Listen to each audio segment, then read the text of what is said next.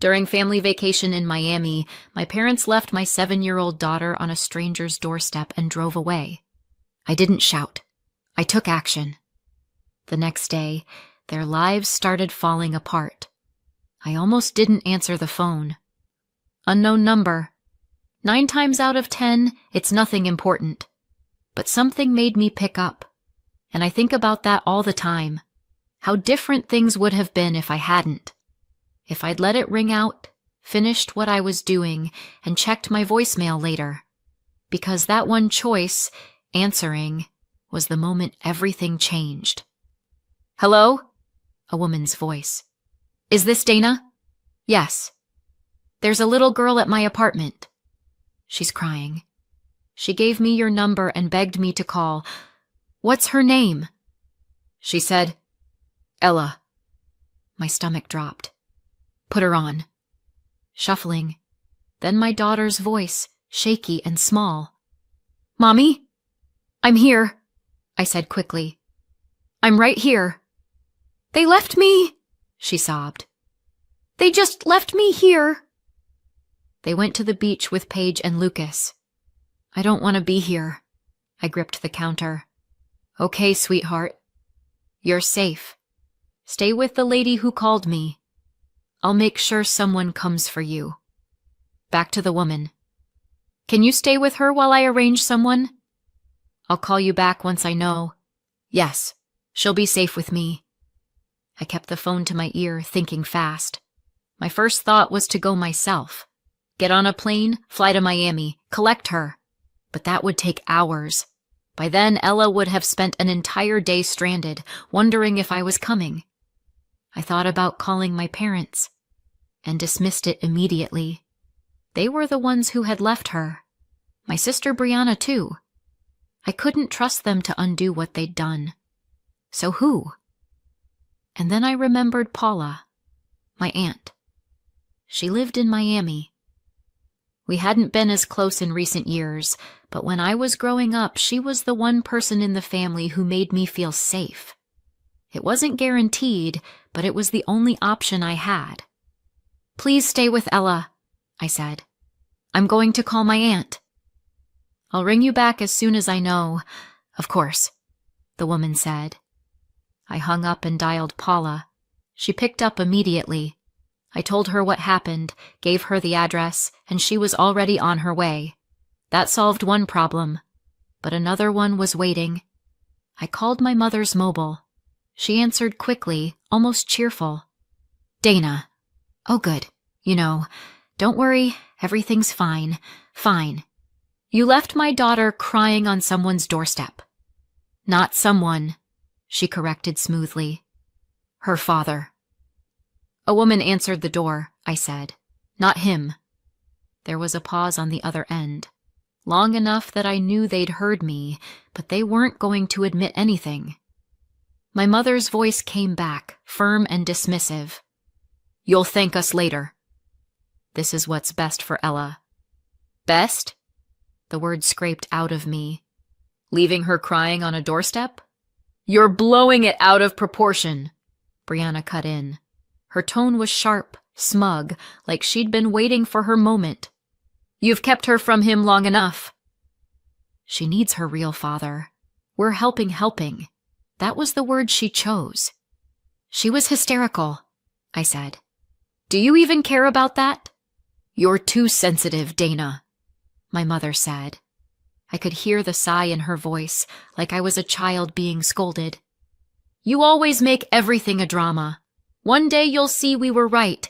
I stared at the wall, the phone hot against my ear, listening to them justify what no sane person could justify. I ended the call, quietly. No shouting, no tears, just a decision settling into place. Because this wasn't about me anymore. This was about my daughter, and my family had no idea what they'd just started. When I tell people what happened in Miami, some ask, how could your parents do that?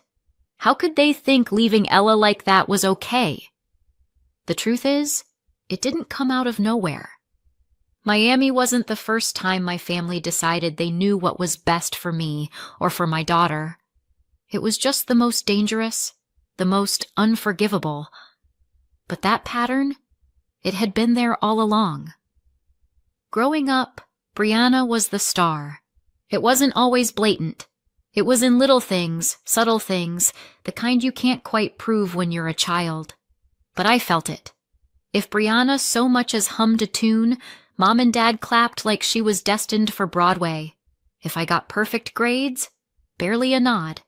And when it came to decisions about my life, my parents made them for me. Always behind my back. Always with the same phrase, "You'll thank us later." They signed me up for a science fair I had no interest in. "You'll thank us later, Dana. It'll look good on college applications." They invited a girl I didn't like to a birthday party, convinced I'd become best friends with her. "You'll thank us later." I didn't thank them. What those choices taught me wasn't resilience or gratitude. It was that my opinion didn't matter, that someone else always knew better, that if I pushed back, I was being difficult. And Brianna? She never had those forced lessons. No clubs she didn't want, no friends she didn't like. Everything was tailored to her. By the time I was grown, the favoritism wasn't even subtle anymore. Then came Preston. When I married him, everyone told me I was lucky. He was handsome, well-dressed, came from money. The kind of man who picked up the tab for the whole table, who bought champagne for strangers just to make a scene. And he was generous, in a very particular way. He paid off part of my parents' mortgage. He slipped Brianna envelopes of cash when she complained about bills. At holidays, he turned up with expensive gifts, all smiles. To my family, Preston was a dream. To me, he was a nightmare I couldn't wake up from. Because behind closed doors, Preston was cold, detached. He had lovers, and he didn't even bother to hide it. The first time I confronted him, I was shaking. I'd found messages, clear as day. He looked me dead in the eye and said, "So what?" "What's the big deal? Look at your life, Dana. The house, the clothes, the money. You should be grateful." That was Preston in one line. He believed money excused everything. Betrayal, lies, disappearing for nights at a time. He thought throwing money around made him a good husband. And my parents? They ate it up. They didn't see the arrogance, the coldness. They saw the mortgage checks clearing and called it love. Meanwhile, I was breaking. When Ella was born, I thought maybe he'd change, that being a father might soften him. But nothing changed. If anything, it got worse. So I left. And here's where people sometimes ask, didn't you get a huge payout in the divorce? Number. I didn't. There was a prenup. I walked away with almost nothing. And I didn't fight for more. Because here's the truth. I didn't want Preston anywhere near Ella. If I dragged him into court, demanded alimony or child support, he'd have demanded something back. Visitation, custody, time with her. And I didn't want my daughter anywhere near a man who thought cheating was no big deal, who thought money bought him a free pass. So I let it go. I took a promotion at work, stood on my own 2 feet, and promised myself Ella was better off without him. But to my parents, I wasn't brave. I wasn't protecting my child. I was selfish. Because when I left Preston, I didn't just cut him out of my life. I cut off their golden goose. And they never forgave me for that. After the divorce, I tried to keep the peace. Out of habit, out of guilt, out of that old voice in my head that said, a good daughter helps her family. So even though I wasn't rich, I sent my parents money every month toward their mortgage. I covered utilities when I could. Sometimes, when Brianna complained about school supplies or bills, I helped with Paige and Lucas. She'd studied art and worked as an art teacher in a school, and she wasn't making much, so she always seemed to need a little extra. It wasn't much. Nothing like Preston had given them, but it kept them afloat. Looking back, maybe that was my mistake. Maybe I should have cut them off then, but I didn't. Because I still wanted Ella to have grandparents. I still wanted her to grow up with cousins. And I thought, stupidly, that if I kept giving, maybe one day they'd finally see me as enough. Then came Stephen. If Preston was fire, all flash, all destruction, Stephen was solid ground. Middle class, steady, thoughtful. No yacht parties, no flashy suits. But he showed up. He kept his word. And he loved Ella like she was his own. He came into her life when she was 2. By the time she was old enough to remember, he was the one tucking her in at night, the one cheering at her school plays. And my parents? They never warmed to him. "He's not her father," my mother would say. Like that settled it. It didn't matter that Preston had been a disaster, or that Stephen had been raising Ella for years. To them, biology was all that counted. Which brings me to Miami. It started like this. My parents and Brianna suddenly became very eager to take Ella on vacation with them.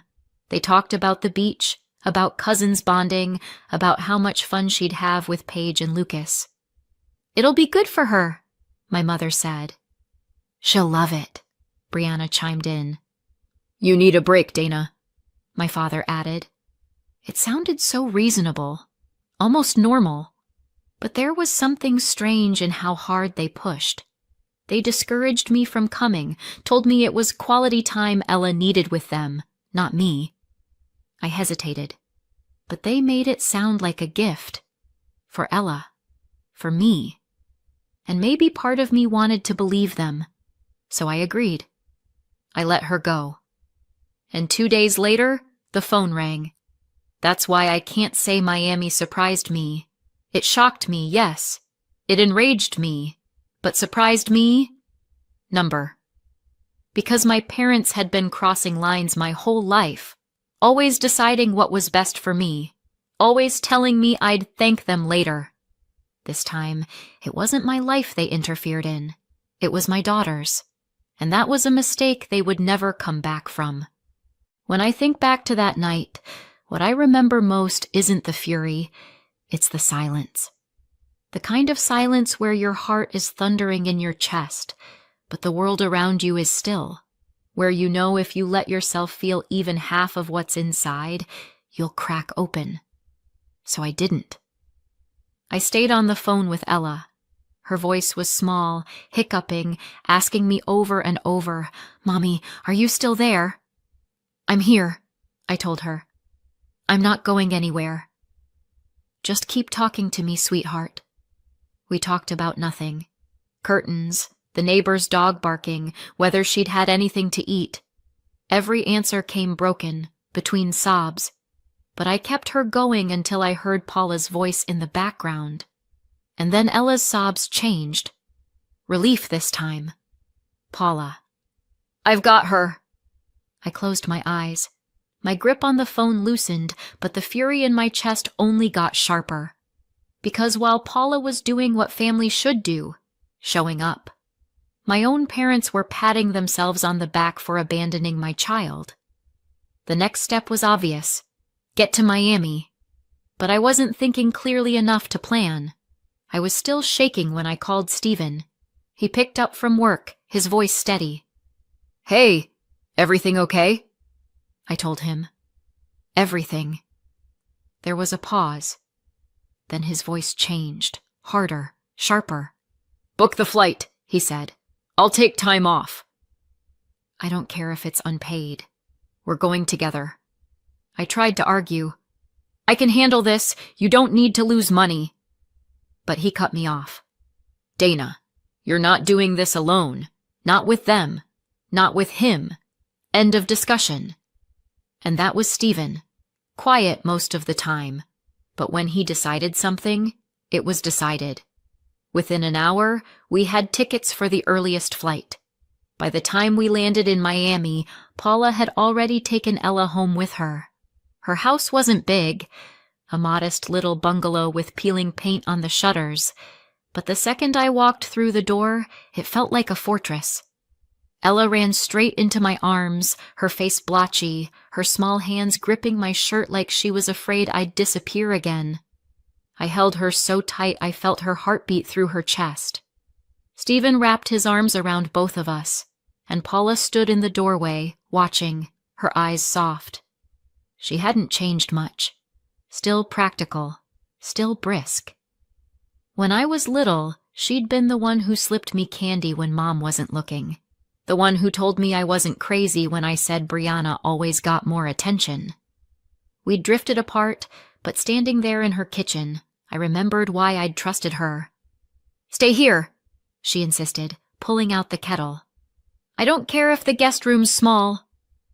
"It'll fit the three of you just fine," I started to protest. Miami hotels weren't exactly hard to find, but Paula waved me off. "Nonsense. You need family right now. Real family." So we stayed. The guest room barely fit the bed, and the mattress springs squeaked every time one of us moved, but it didn't matter. It was safe. Ella curled between me and Stephen that night, finally falling asleep after hours of whispering, "You're here, right? You're not leaving?" I promised her I wasn't. Over and over until she finally believed me. The next day, Paula made tea, and we sat around her small kitchen table.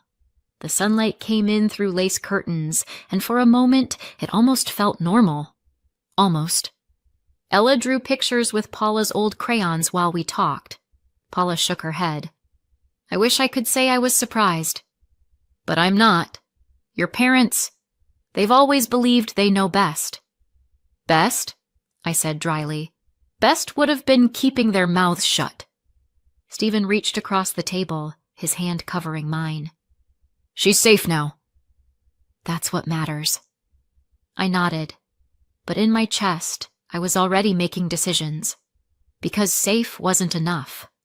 Not anymore. That afternoon, I opened my laptop. For years, I'd kept the money flowing. Monthly transfers to my parents to cover part of their mortgage. Payments for utilities. Little extras for Brianna's kids when she whined about how hard things were. It had become routine, automatic. But now, staring at the numbers on my screen, all I felt was rage. I clicked through each account and shut them down. No more mortgage help. No more utility payments. No more cash for Brianna. It took less than 15 minutes. 15 minutes to end years of obligation, guilt, and habit. Stephen leaned against the doorframe, watching me. He didn't say anything. He didn't need to. He just nodded once, solid and sure. It was my choice. My line in the sand. And it felt good. That night, as I lay awake with Ella's small hand curled into mine, I made another decision. They would never see her again. Not my parents. Not Brianna. Not anyone who thought it was acceptable to abandon her on a stranger's doorstep. I didn't need a courtroom or a shouting match. I didn't even need to announce it. I just knew. They were out of her life. And I thought that was the end of it. But what I didn't know, not yet, was how quickly their lives were about to unravel. The first call came 3 days after we got back home. I was folding laundry, the ordinary kind of chore that feels like it belongs to another life now, when my phone lit up with Brianna's name. I should have let it go to voicemail, but curiosity won. I swiped. "Hello?" Her voice came through sharp, ragged. "What did you do?" I froze. "Excuse me?" "I've been suspended, Dana." "Suspended? You called my school, didn't you? You told them I abandoned Ella." For a second, I couldn't even find words. "What are you talking about?" "Don't play dumb," she snapped. "The principal called me in. Said there were complaints. Said parents were talking. That I'm a risk around kids. I know it was you." I sat down slowly, pressing the phone to my ear. Suspended. And the first thought that flickered across my mind, dry, bitter, was, well, karma works faster than HR departments. "I didn't call your school, Brianna," I said evenly. "I didn't say a word to them." "Liar." She spat it like poison. "You've always been jealous of me. You've been waiting for a chance to ruin me." Jealous. That old tune again. I almost laughed. Instead, I said, "If you got yourself suspended, that's on you. Don't look at me for someone to blame." She cursed under her breath and hung up. I sat there a long while, staring at the wall, suspended, for abandoning Ella, and I hadn't even lifted a finger. The truth came out later. I checked Facebook, the family WhatsApp thread, all the places relatives gossip when they think it's harmless. There it was. Messages, photos, chatter, the story spreading like wildfire. Paula had told a few cousins, wanting to make sure everyone knew the truth. From there, it spread further. Because people love a story, don't they? And nothing gets around faster than family scandal.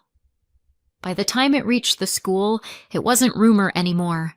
It was fact, confirmed by too many voices to ignore. Brianna was suspended while they investigated. I won't lie. It felt good. Not because I wanted her unemployed, but because for once, the truth had done the work for me. The second call came 2 weeks later. This time it was my parents. I didn't pick up right away. I let it ring out, then watched it light up again. And again. Finally, I sighed and answered. "Dana," my father said, like nothing had happened. "We think there's a problem with the bank. The mortgage payment didn't come through this month." I leaned back in my chair, staring at the ceiling. "There's no problem. What do you mean?" I said, calm and flat. "I stopped paying." 2 weeks ago, silence.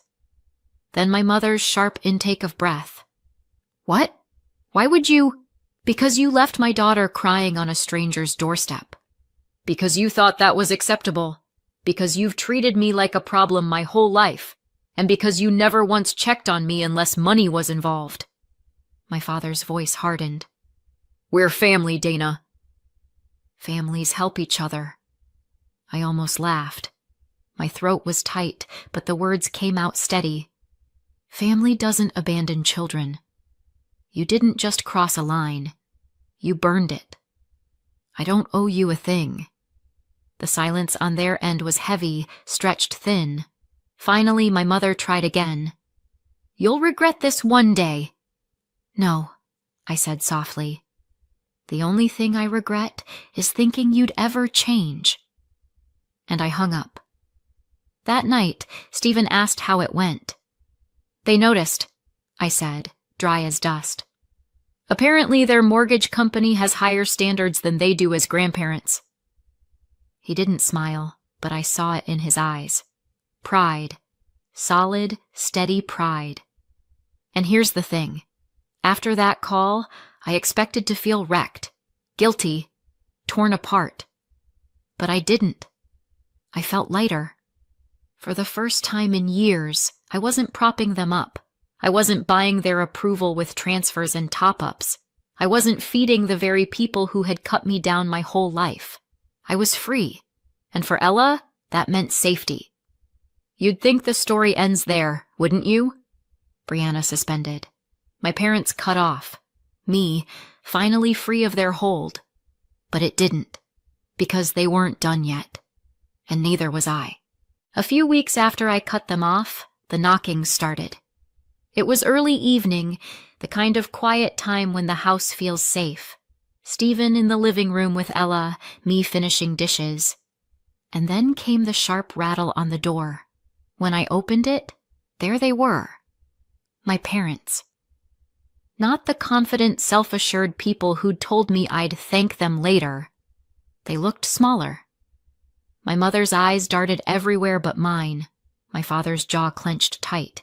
And behind them, Brianna, red-eyed, chewing on her lip. They didn't say sorry. Not really. They said things like, "We were just trying to help. We thought it was best. We didn't mean for it to go that way." And eventually, the real reason for the visit slipped out. The mortgage. They were behind. They needed help. I listened. Calm. Silent. Let them twist in the awkward pauses. Then I shook my head. "No. Not anymore. My mother's mouth opened, ready to protest.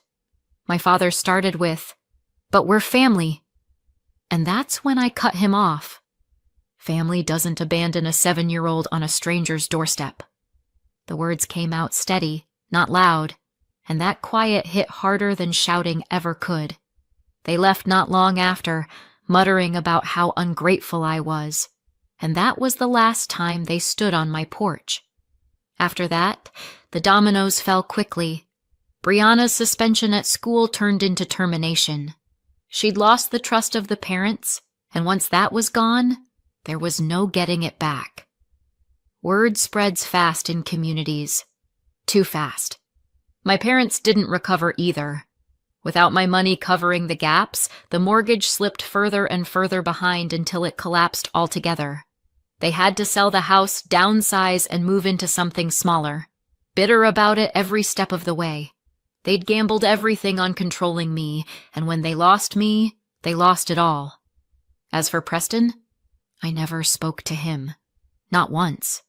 But through someone who still moved in his circle, I heard the gossip. That young woman, the one who opened the door to Ella that night, who had no idea what she was stepping into, left him. She'd found out Ella was his daughter, and she hadn't known before. Smart woman, I thought. She saw what I'd seen years ago, a man who thought hiding a child was normal, who thought money made up for character. She packed her bags and walked. It wasn't my victory, but it was satisfying all the same. And me? I won't pretend it was easy. Cutting off your family never is. There were nights I lay awake, wondering if I'd gone too far, if maybe I should have forgiven them one more time. But then I'd remember Ella's voice on the phone, her sobs, her words. They left me. And I knew. I hadn't gone too far. I'd finally gone far enough. Now, it's quiet. Stephen's steady beside me. Ella safe, laughing again. Paula back in our lives in small ways. Phone calls, visits, a reminder that not all family turns poisonous. So that's the story. What do you think? Did I go too far? Or not far enough? Let me know in the comments. And don't forget to subscribe for more.